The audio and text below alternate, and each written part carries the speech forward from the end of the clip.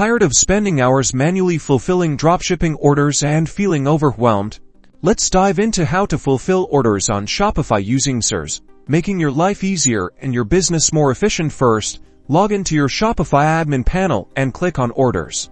Next, head over to your DSers account. Make sure your Shopify store is properly connected. You'll see your pending orders imported directly from Shopify.